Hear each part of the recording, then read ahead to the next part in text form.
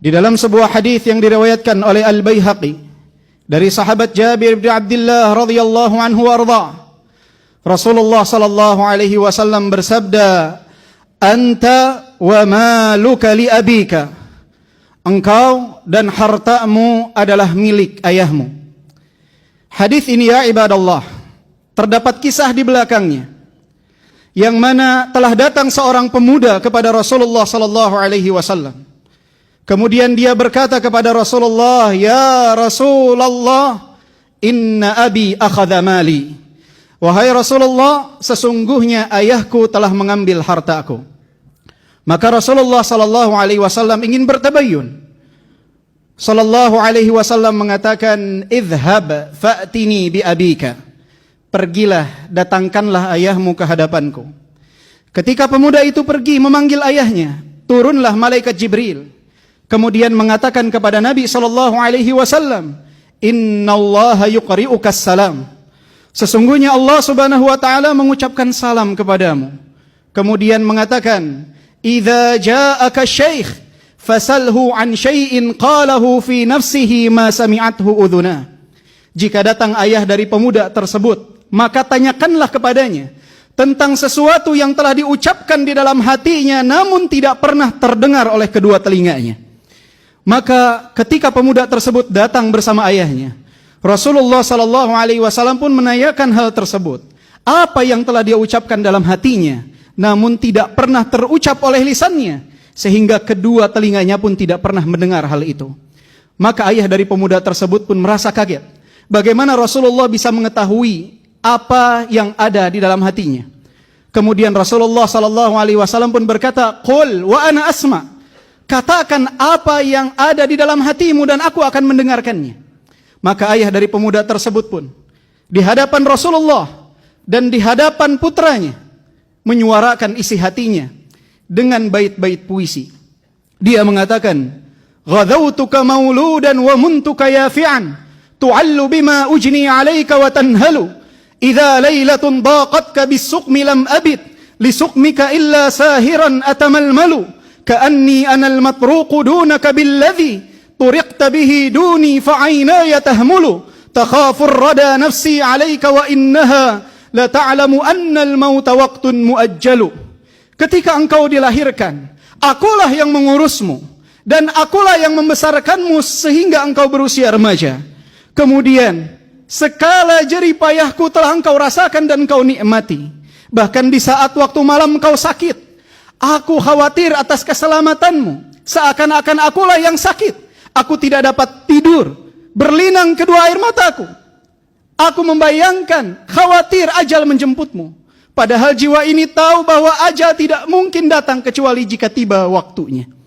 Falamma balaghta sinna wal ghayata allati ilaiha madama fika kuntu uammilu, ja'alta jazai ghilzatan wa fadadatan ka'annaka antal mun'imul mutafaddilu. Falaitaka idh lam tar'a haqqa ubuwati fa'alta kamal jarul mujawiru yaf'alu. Dan sekarang ketika engkau telah beranjak dewasa, telah menggapai apa yang telah engkau cita-citakan dan apa yang aku harapkan, engkau balas seluruh kebaikanku dengan ucapan kasarmu dan sifat kerasmu, seakan-akan engkau telah memberikan kenikmatan dan keutamaan kepadaku. Andai saja engkau tidak dapat memperlakukanku, memberikan hakku sebagai seorang ayah, maka perlakukanlah aku sebagaimana seorang tetangga memperlakukan tetangganya. Mendengar ucapan ayah dari pemuda tersebut, maka Rasulullah sallallahu alaihi wasallam pun menggenggam kerah baju pemuda itu. Kemudian mengatakan, "Anta wa maluka li abika." Engkau dan hartamu adalah milik ayahmu. Ayah ya ibadallah, yang begitu istimewa tersebut sering sekali dizalimi oleh anak-anaknya. Berapa banyak anak yang tidak memiliki adab kepada ayahnya. Berapa banyak anak yang selalu meninggikan suara di hadapan ayahnya. Berapa banyak anak yang selalu mengacuhkan ayahnya. Ketika mereka mendengar hadis Rasulullah sallallahu alaihi wasallam, "Ummuka, thumma ummuka, thumma ummuka, thumma abuka." Ibumu, ibumu, ibumu, baru kemudian ayahmu. Banyak dari kaum muslimin yang menganggap bahwa hal tersebut menggambarkan tidak istimewanya seorang ayah. Keliru ya ibadallah. Ayah kita adalah sosok-sosok yang sangat luar biasa pengorbanannya dalam kehidupan kita. Dia adalah orang-orang yang rela untuk bersedih asalkan kita bahagia. Dia adalah orang yang rela untuk menangis asalkan kita dapat tertawa. Bahkan mereka adalah orang-orang yang rela untuk terhina asalkan kita dapat hidup mulia. Mereka mengorbankan segalanya. Beban keluarga ada di pundak mereka. Mereka ya ibadallah, sering sekali pulang dalam keadaan penuh dengan pikiran. Tapi ketika berada di hadapan rumah, mereka tinggalkan pikiran-pikiran mereka, beban kehidupan mereka, kemudian berjumpa dengan kita dengan senyuman. Mereka sosok-sosok yang sangat luar biasa. Mereka adalah orang yang sangat bahagia dengan kebahagiaan kita. Bahkan lebih bahagia dari apa yang kita rasakan. Mereka adalah sosok yang sangat bersedih dengan duka kita. Bahkan lebih sedih dari apa yang kita rasakan. Mereka adalah sosok yang sangat kecewa dengan kegagalan kita. Bahkan lebih kecewa dari apa yang kita rasakan. Mereka ya ibadallah adalah orang yang sangat luar biasa. Gunung besar yang ada di rumah kita yang menjaga kita dan keluarga kita dari mara bahaya. Maka siapa di antara antum yang Allah subhanahu wa ta'ala masih berikan nikmat ayah yang hidup di tengah-tengah antum, muliakanlah mereka ya ibadallah. Pijitlah kakinya dengan pijitan yang halus, karena kaki tersebut telah lelah melangkah di dunia ini untuk memenuhi kebutuhan antum.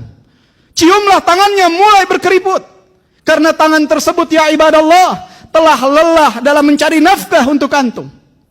Ciumlah keningnya ya ibadallah, karena dia selalu memikirkan tentang antum semenjak antum berada di dalam perut ibu-ibu antum, sampai antum lahir, sampai antum tumbuh dewasa, berkeluarga, memiliki anak. Bagi mereka antum adalah anak-anak kecil yang harus selalu mereka fikirkan. Peluklah tubuhnya ya ibadallah. Jangan kita menyiksa mereka dengan kerinduan. Jangan kita siksa mereka dengan sikap acuh kita. Mereka sayang kepada antum, tetapi mereka sulit untuk mengungkapkannya. Mereka sulit untuk mengatakannya. Muliakanlah mereka.